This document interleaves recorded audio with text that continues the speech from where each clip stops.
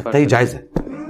اچھا نیکسٹ یہ بھائی, اب ٹریول کے دوران آپ یا جہاز میں بھی ہیں یا ٹرین میں بھی ہیں, تو بائک پہ ہیں یا گاڑی پہ, تو تب تو آپ اپنی گاڑی روک کر نماز. اچھا اس میں آپ نے نماز جمع کرنے والا کور کر لیا یا وہ الگ سے؟ وہ آ گیا, تو ابھی اس کے ساتھ ہی اسٹارٹ ہو جائے گا.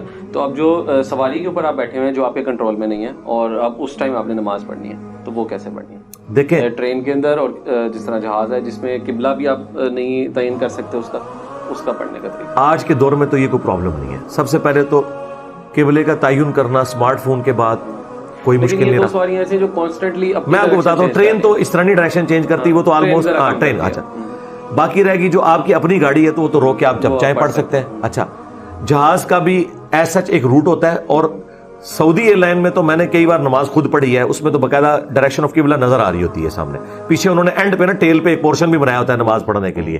میں تو جا کے کھڑے ہو کے ہی پڑھتا ہوں, ٹھیک ہے, جتنی بار گیا ہوں. تو البتہ آپ اپنی سیٹ پہ بھی پڑھ سکتے ہیں, کیٹاسٹرافک کنڈیشن ہے, اور اس میں استقبال قبلہ اگر ممکن ہو تو کر لیں, نہ ہو تو کوئی مسئلہ نہیں ہے. اور یہ فرض نماز میں ذرا سختی تھی. نفلی نماز کے بارے میں تو بخاری مسلم میں ہے کہ نبی علیہ السلام اونٹ پہ پڑھتے تھے, اور رکوع اور سجدے سر کے اشاروں سے کرتے تھے, یعنی رکوع کے لیے تھوڑا اور سجدے کے لیے زیادہ جھکایا, یعنی کوئی وہ پھٹا شٹا سامنے نہیں رکھنا.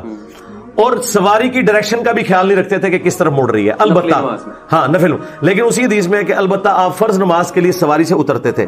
لیکن جو کیٹاسٹرافک کنڈیشن ہے, جس طرح آپ سواری آپ کے اختیار میں نہیں, بحری جہاز میں تو کوئی ایشو نہیں, وہاں تو باقاعدہ مسجدیں بنی ہوئی ہے, ٹائم ٹیبل ہے, وہ قبلہ رخ ہے, وہ سارا کچھ, اس میں کوئی مسئلہ نہیں ہوتا. ہوائی جہاز میں بھی آپ کو ڈائریکشن آلموسٹ, اگر آپ کو یہ پتا چل جائے کہ اس طرف نارتھ ہے, ایسٹ ہے, تو آپ آلموسٹ 90 ڈگری کی ٹالرنس موجود ہے. ہاں یہ ذہن میں رکھیے گا. نبی صلی اللہ علیہ وآلہ وسلم کی حدیث ہے جامع ترمذی کے اندر, جو مسجد نبوی ہے نا جی, وہ اس طرح ہے کہ قبلہ جو ہے نا لیفٹ پہ آپ کا مشرق ہے, رائٹ پہ مغرب ہے, اور قبلہ آپ کا جنوب میں ہے, ٹھیک ہے. تو نبی علیہ السلام نے فرمایا مشرق سے لے کے مغرب تک یہ سارا ہی قبلہ ہے, یعنی وہ 180 ڈگری کا آپ کو دے دیا. ویسے تو یہ 45 ڈگری بتاتے ہیں نا, تو وہ آلموسٹ 180 ڈگری قبلہ, یعنی آپ دیکھیں یہ 180 ڈگری بن رہی ہے. میں اتنا بھی ہو جاؤں نا آلموسٹ میں قبلہ رکھوں, میں ادھر سے یوں بھی ہو جاؤں تو آلموسٹ قبلہ رکھوں.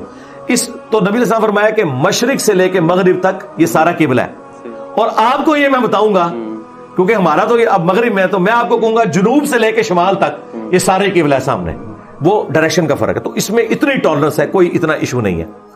اب باقی بچ گیا سواری سے اترنے والا, اگر تو ممکن ہو تو اترے, ادروائز سواری پہ تو آپ پھر اشاروں سے ہی رکوع اور سجدے والا معاملہ کریں گے, اس میں تو وہ والا ایشو مشکل ہو جائے گا.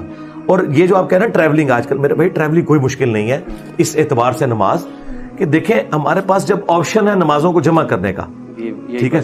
ہاں یہ اگلا کوشچن تھا, میں اس کے ساتھ اس کو لیٹ کر دیتا ہوں.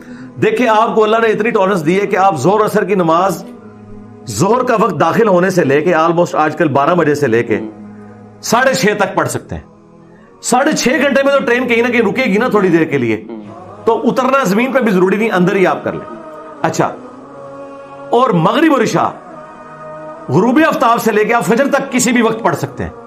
جب 8-10 گھنٹے کا آپ کے پاس مارجن موجود ہے, اتنا کون سا لمبا سفر ہوگا, وہ بہت کم سفر اس طرح کے آتے ہیں. فجر آ سکتی ہے زیادہ سے زیادہ, ہاں فجر آ سکتی ہے, اور فجر میں بتاؤں بڑی آزمائش ہوتی ہے. بعض اوقات فجر کا ٹائم ہی نہیں شروع ہوتا جہاز میں, کیونکہ جہاز اس طرف ٹریول کر رہا ہوتا ہے جو اپوزٹ سمت میں ہوتی ہے, اور اگر وہ اس سمت میں کر رہا ہو تو ایک دم ہی سورج سامنے آ جاتا ہے. ہاں تو اس میں ظاہر ہے کہ لا یکلف اللہ نفسا الا وسعها, اللہ تعالیٰ کسی جان پر اس سے بڑھ کر بوجھ نہیں ڈالتا. میں سمجھتا ہوں کہ یہ جس دور کے مسائل تھے نا, اس دور میں اللہ نے فیسلٹیز بھی تو دے دی ہیں نا. دیکھیں صحابہ کرام تو بڑے پریشان ہوئے جب صحیح مسلم میں حدیث ہے, نبی علیہ السلام نے کہا کہ دجال جب آئے گا نا, پہلا دن 1 سال کا ہوگا, دوسرا 1 مہینے کا, تیسرا 1 ہفتے کا, اور اس کے بعد نارمل دن. تو صحابہ نے کہا ہم نمازوں کا کیا حساب کریں گے؟ آپ نے فرمایا تم اس وقت اندازہ مقرر